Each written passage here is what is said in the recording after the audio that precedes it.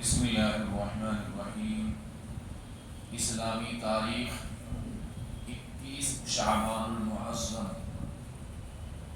حضرت سمیہ رضی اللہ تعالی عنہا اسلام میں سب سے پہلے شہید ہونے والی خاتون حضرت سمیہ رضی اللہ تعالی عنہا ہے، جو حضرت عمار رضی اللہ تعالی عنہ کی والدہ اور حضرت یاسر رضی اللہ تعالی عنہ کی بیوی ہیں۔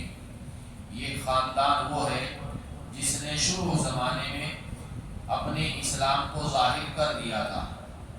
بنو مخزوم کے لوگ غصے میں آ کر پورے خاندان یاسر پر ظلم کرنا شروع کر دیا، یہاں تک کہ حضرت یاسر رضی اللہ تعالیٰ عنہ کا انتقال ہو گیا۔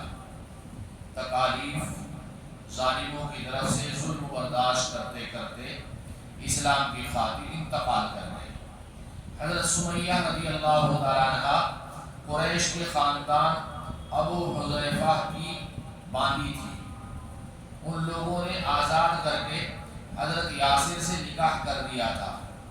حضرت سمیہ رضی اللہ تعالیٰ عنہ کو ان کے شوہر یاسر اور بیٹے عمار کے ساتھ سزا دی جاتی، اور کفار سزا دینے میں کوئی کسر نہیں رکھتے۔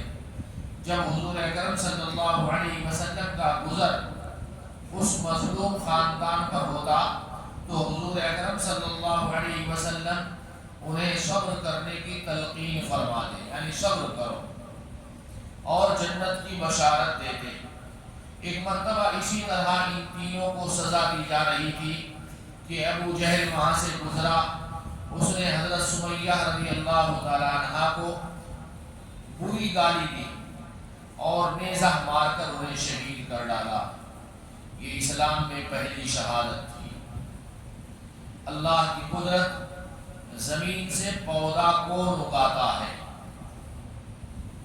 بیج جس کا خول بہت سخت ہوتا ہے، کچھ بیج اتنے سخت ہوتے ہیں کہ ہم انہیں دانتوں سے بھی توڑ نہیں سکتے، لیکن یہی بیج جب مٹی میں بو دیا جاتا ہے تو چند دنوں میں ایک نازک اور نرم پودا اس سخت بیج کو توڑ کر اور زمین کو پھاڑ کر نکلتا ہے۔ آخر اس سخت خول کو کون توڑتا ہے اور زمین سے پودا کون نکالتا ہے؟ قرآن پاک میں ہے یقیناً اللہ ہی بیجوں اور گٹھلیوں کو توڑتا ہے۔ ایک فرض کے بارے میں، نماز جنازہ فرض کفایہ ہے۔ رسول اللہ صلی اللہ علیہ وسلم نے 7 چیزوں کا حکم دیا، جس میں ایک نماز جنازہ میں شریک ہونا بھی ہے۔ نماز جنازہ فرض کفایہ ہے۔ فرض کفایہ ایسے فرض کو کہتے ہیں جو ہر ایک پر فرض ہو، لیکن ان میں سے کسی نے بھی اگر ادا کر دیا تو سب کی طرف سے ادا ہو جائے گا، کافی ہو جائے گا۔ ایک سنت کے بارے میں، دسترخوان بچھا کر کھانا۔ ہم نے مکہ المکرمہ یا مدینہ منورہ میں عمرہ یا حج پر دیکھا ہے، راستوں میں لوگ جب کھانا کھاتے تو دسترخوان بچھا کر ہی کھانا کھاتے ہیں۔ ہم کو بھی چاہیے جہاں پر بھی کھانا کھائیں دسترخوان بچھا لیا کریں، کوئی پیپر ہو کوئی کپڑا ہو اس کو بچھا لیں۔ حضرت انس رضی اللہ تعالیٰ عنہ فرماتے ہیں کہ رسول اللہ صلی اللہ علیہ وسلم نے نہ کبھی میز پر اور نہ تشتریوں میں کھانا کھایا۔ پوچھا گیا پھر کس پر کھاتے تھے؟ فرمایا دسترخوان پر۔ ایک اہم عمل کی فضیلت، غصہ پی جانے پر انعام۔ رسول اللہ صلی اللہ علیہ وسلم نے فرمایا جو شخص غصہ اس وقت پی جائے جبکہ وہ اپنا غصہ نکالنے کی طاقت رکھتا ہو تو اللہ تعالیٰ قیامت کے دن تمام لوگوں کے سامنے اسے بلائیں گے اور اسے اس بات کا اختیار دیں گے کہ جس حور کو چاہے لے لے۔ ایک گناہ کے بارے میں، 3 دن سے زیادہ تعلق ختم کیے رہنا، کسی سے بات چیت سلام کلام بالکل بند کر دینا 3 دن۔ ہم نے تو یہ سنا ہے کئی سال ہو جاتے ہیں لوگ بات نہیں کرتے، مان لو اپنے باپ سے ہو، اپنے بھائی سے ہو، اپنی بہن سے ہو، اپنے رشتے دار سے ہو، اپنے پڑوسی سے ہو، کئی کئی سال گزر جاتے ہیں۔ حدیث کیا کہتی ہے اس بارے میں؟ رسول اللہ صلی اللہ علیہ وسلم نے فرمایا کسی مسلمان کے لیے جائز نہیں کہ وہ اپنے مسلمان بھائی سے 3 دن سے زیادہ بول چال چھوڑ دے، اور جس نے ایسا کیا اور اسی حالت میں مر گیا تو اس کا ٹھکانہ دوزخ ہے۔ اللہ اکبر۔